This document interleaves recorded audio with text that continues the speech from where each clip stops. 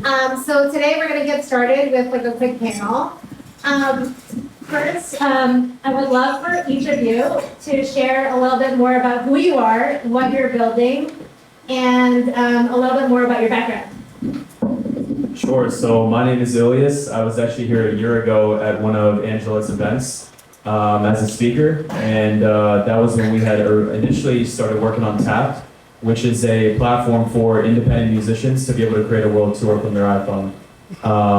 I come from like a music background. I worked at a couple labels and ran a creative agency beforehand. I'm not really in tech. I got into tech like 2 years ago, and that's it on here. Hi, my name's Emma. I'm the founder of Velvet. We're an AI gateway to warehouse your LLM requests. And so every input and output that you get or receive from OpenAI or Anthropic, we warehouse those so you can run things like evaluations or fine-tuning.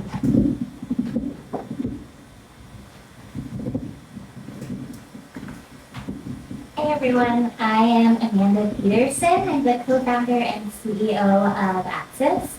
We are building a digital twin platform for real-time video interaction. So essentially, you can create a full 360-degree replica of yourself, how you look, how you sound, but also all of your knowledge, your personality, and your experience. And then people can video chat with you just like you were on a FaceTime video call.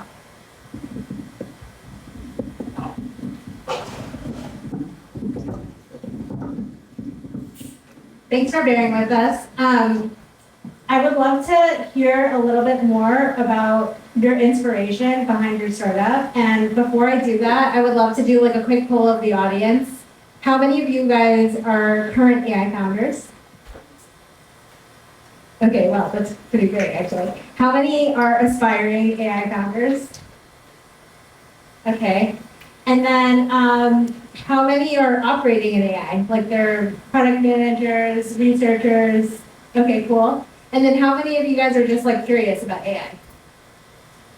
Okay, well, just wanted to thank you all for joining. I think that gives us a little bit of insight about how we should answer this, but could each of you go through a little bit more about how you came up with each of your ideas that you're working on, and how it went from a little bit from like an idea towards like kind of like starting the business? Because I think that usually like in the media it gets glamorized like they got like $5 million and like they came up with it this way. And I think a lot of people are curious about how they came up with their ideas, what was their background, and like could they one day be one of these people that becomes an AI founder themselves?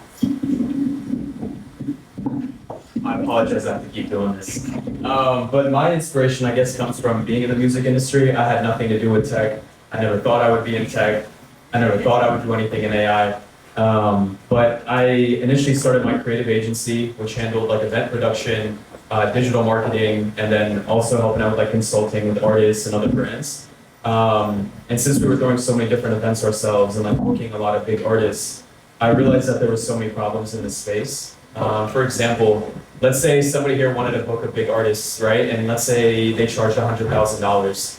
You would assume there's some type of platform where there's like a digital escrow. You make sure that they're, performing for at least 30 minutes before they get the second half of the deposit. Like 2 days before, maybe they get the first half of the deposit, right? It's not that organized. You get a bag of cash, $100,000, you put it in the downstairs of a nightclub, and you're arguing with the musician and the booking agent, and the teams are going back and forth. Everybody's just pissed off, right? And so I learned this like very young. I was throwing events since I was like 18, and so for the past like 7 years, I was seeing it over and over and over again, and I was like, there has to be a better way for this. And so then when I met my co-founder, he has more of like the AI background. He was working at a music tech company. He had scaled to beforehand, and he wanted somebody more involved in the music space to come in and help with that. And when we had met, we had talked about so many different issues in the live booking space, and after that, he gave me a call a couple weeks later, and we started Tap. So you were pretty much like, to summarize, you were like an expert in this space, and then you partnered with like someone who had like different skills than you. I ain't calling myself an expert, but if you want to call me one, I'll take that. Yeah, so essentially I had seen it a lot, and I knew somebody that could build it, and that's kind of how it started. Awesome. I've been in tech my whole career, and I'm a multi-time founder and have always worked heavily with data. And so I started this company and raised money for it about a year ago, and we actually pivoted through a few different ideas. So we started working on an AI SQL editor, and that was a semantic layer on top of someone's database. So you could ask a natural language question on top of any database. We would automate SQL and then extract results from it. And the biggest learning from building that product was how hard it was to build on top of OpenAI or Anthropic because you don't have access to that data. And so we started warehousing all of our events for our internal features. And one of our biggest customers, who's actually here tonight from Find AI, asked us if they could use our internal warehousing tool. So we offered it to them ahead of their launch, and they started warehousing millions of requests with us. And it became one of their most important engineering tools for running things like evaluations, understanding how much they were spending on OpenAI, which was a lot, and then optimizing with things like batch and fine-tuning so they could bring down those costs. So now we're offering that product to all of our customers as an AI gateway, and we're actually launching tomorrow with that new product. So it really was like servicing these one-off applications that people asked us for, which turned into the product and the company that we have today. Yeah, so I've also been in tech for about a decade. I started out as a software engineer and I switched into product. I used to work at the company that built Second Life, and yeah, I guess the way that I got into this specific project, I'm sort of like a serial side projector. So I was working on the side project last year around a completely separate topic. It's actually around the topic of platonic co-parenting. So if anyone's interested in platonic co-parenting, you can ask me about it. But my sort of go-to-market strategy with this side project was I'm going to start creating these videos. It's going to go viral because I've never heard anyone talk about platonic co-parenting, and I think it would be pretty interesting. But then as soon as I started trying to create videos, it was the worst experience I've ever had in my life. It was like holding my phone up to my face, spending hours trying to make 20-second videos that I never ended up using and have tons of drafts. And at this time last year, I, for the first time, used an AI tool to create images of myself. It was this like viral yearbook AI photo. I don't know if any of you guys saw that, but I uploaded 9 photos of myself, and then it gave me 20 images of me like looking like I was from the 90s. And I thought this would be so great. I need a way to programmatically create videos where I just type in exactly what I want to say and then the video generates. And this was pre-Sora, it was pre all of the AI video hype. I built my first prototype using Runway ML, and it was Elon Musk. So it was like a video of Elon Musk and a little text box. You could type in what you wanted him to say and it would generate the video. So yeah, kind of like started to showcase that to a couple of people, and then the AI video space got really crowded. So I did a hackathon back in March and decided to do a Shark Tank simulation where I had founders come and like pitch their startup to Mark Cuban, or like Mark Cuban's digital twin. And it was a huge hit. Everyone was super entertained by it. And so I thought, oh, this could be really interesting. And so I also did a New York Tech Week event, launched this product more broadly, and since then have been testing it out with different customers and exploring other use cases.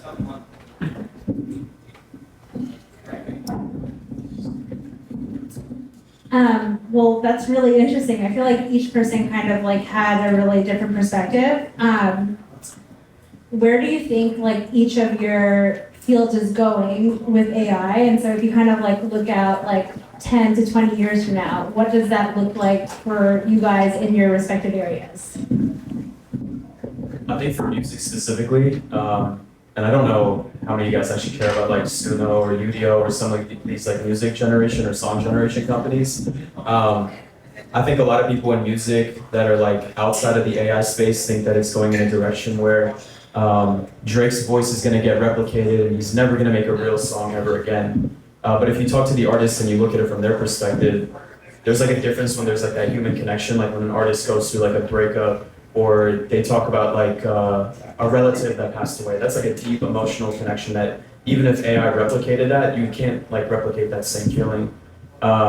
In terms of like the connection to the story, right? If I know it's like Drake's voice, but that story had nothing to do with it, then I wouldn't care, right? Or whatever type of artists you guys are into. I think the future of music is like allowing AI to replace the business and not necessarily the art, just because the artists themselves don't want that to happen. And I think the listeners don't really engage with that either. I've listened to some AI songs, don't get me wrong. I think they're good, but I wouldn't save it in my playlist. I wouldn't listen to it if I'm going through a hard time, if I need something to make me happy. Yeah. I'm gonna go put an album that I listened to like 10 years ago or something like that. So in summary, basically my opinion is that I think in the music space, AI will be replacing the business and not necessarily the art. Sorry, to ask a little bit more about that. Sure.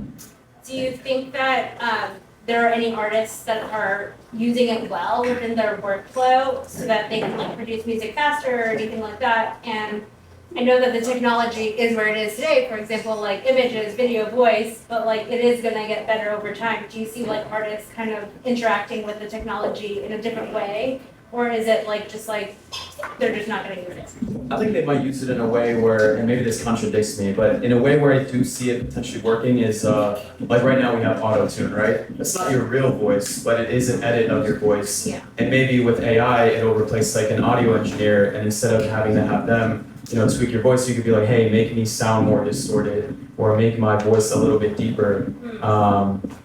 But I think there are a couple artists that are doing that right now. I don't remember the artist's name off the top of my head, but he's very viral on TikTok, and he just basically mimics all his favorite artists. But I personally don't see any longevity in that. I think an AI like tool should more so be helping them in terms of like outreach or marketing campaigns or coming up with the ideas, but the artist should always be executing them. That's interesting. The question was, where are we in 20 years? Yeah, for your specific area. So if you're like focused on this use case, like where do you see like your area changing?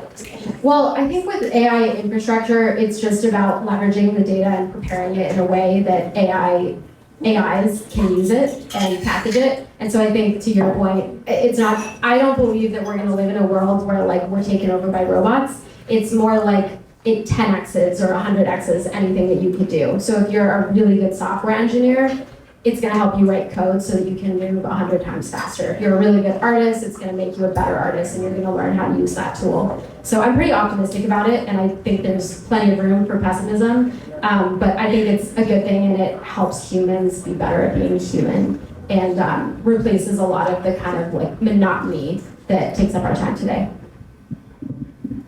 Yeah, I definitely second that. So what I'm trying to do is basically scale personal interactions because it's really hard to get one-on-one meaningful time with people, especially certain types of people.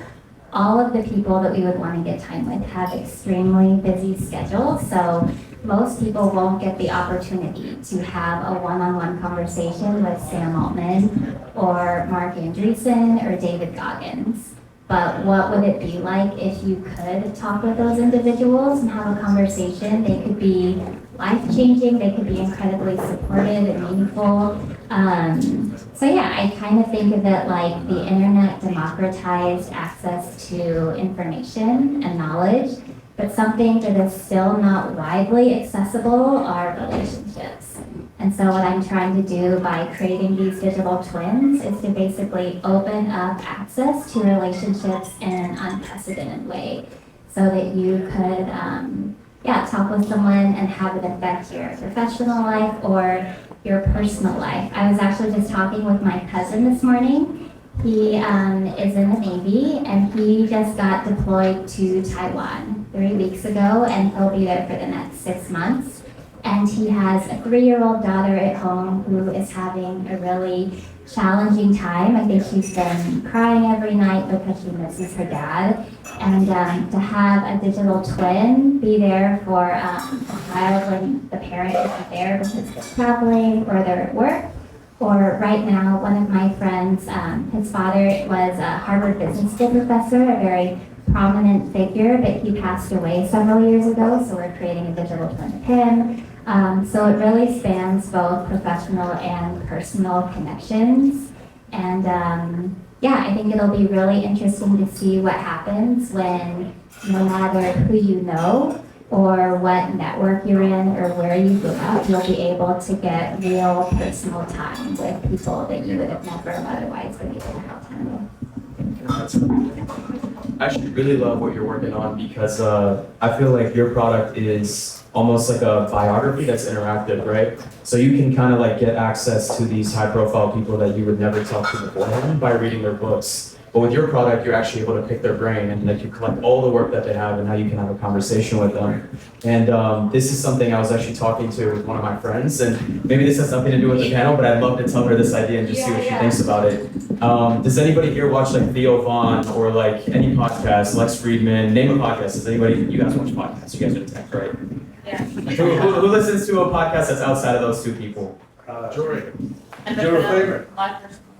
I don't know any of those people, but let's just, give me one that I can remember. Say the name again. Andrew Schultz. Oh, Andrew Schultz, great. So you know what I think the future is in terms of like AI being implemented into podcasting specifically is you'll see somebody like Andrew Schultz, right? And he'll interview, let's say, Joe Rogan or like Theo Vaughn. He always interviews like random people on the street, like a firefighter or a high school teacher. I think with a product like what you're working on, I think we're going to start seeing a trend where podcast hosts are going to start interviewing like Socrates or like Steve Jobs, but the digital twin version of them.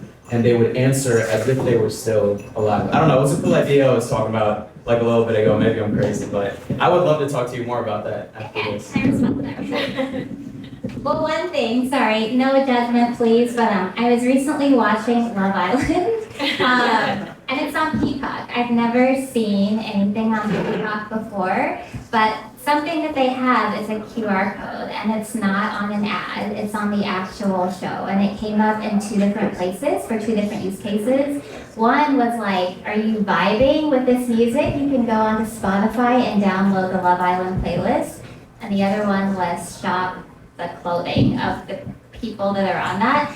And so I am imagining that one day on TV shows like reality or movies, I think about this all the time with broadcast channels because I'm in all of these broadcast channels that I mute because like I can't interact with them, like they're just coming at me with like hundreds of thousands of other people. But yeah, or if I'm like watching a TV show, or if I'm listening to the Lex Friedman podcast with the Perplexity CEO, and a little QR code pops up and says like, you know, video chat with like Lex Friedman, and like ask him a question, or like with Andrew Huberman. Actually, I'm talking with a couple of different platforms on creating digital twins for Ask Me Anythings for that. So I'll probably let's end with one question. We'll go into the demos because I think all of you came here for the demos. But for founders that are kind of grinding away or thinking about becoming a founder, what has been kind of different about being an AI founder, kind of going through the motions than what you thought it was kind of going in? I'm sure like there was like images of what it would be like, and it's probably been quite different from that. I think people think it's like the Social Network movie, but it has nothing to do with that at all. I think it's honestly, being a startup founder is very hard, especially in this economy, right? Like it's pretty bad. And if you're fundraising right now, you probably shouldn't be fundraising because everybody's at Burning Man, right? But aside from that, also the economy is really bad, right? And so you have to, we're pretty crazy to be running a startup right now, don't you say so? I mean, you have to be pretty passionate and delusional about what you're working on. And I think it's not all like the glitz and glamour it's made out to be. Obviously, it's very hard, but it's a different type of hard when you're actually going through it. I probably have a little bit of a different perspective because all I've ever done is be a founder and work at early stage startups that sometimes become public companies. And so I'm very comfortable with the high level of risk, but you have to be comfortable with that to be a founder. I watched a video, if you just type in YC Startup School Segment Product Market Fit, the founders of Segment did a really great startup school class about what it is to find product market fit, and they very much found it at one point. And the line that stuck with me is that nobody cares about your vision, especially if you're building like an enterprise app. Nobody cares what you want to build, like what you want to do in 20 years. Investors care about that, so you have to be able to say it to fundraise. But your customers want something useful and they want you to create something that creates value for them. And so I think that's been my biggest learning with this specific startup I'm working on is listening to customer feedback, making something useful that has nothing to do about fundraising or my vision, and then giving it to people and having them tell me like, this is what I actually need next. And so that's been a very humbling experience. And I think in this market where fundraising is hard to come by and it's a lot more difficult to find customers because people are spending less money, I think you have to create something of utility that's actually valuable for people, even if it's like a little less sexy to talk about. Yeah, I think I also have a slightly different perspective on Angela's question. My immediate thought was, I actually don't think it is such like a stark contrast. And I think you don't just sort of wake up one day and you're fully equipped with this set of skills to become a founder. I think it's pretty blurry, the transition. And I kind of think like you take who you are across all of the different roles you go into life. So the way that I think I was in my job, I think I'm sort of like that now. With a bit more of an understanding that being a founder is all about doing a lot of practical things. So it is a lot of talking, publicly or privately about what it is you're building. But I think mostly you just have to like do the day-to-day things to like keep whatever it is you're doing running and growing. All right, let's jump straight into the demos. I don't know if you want to get started.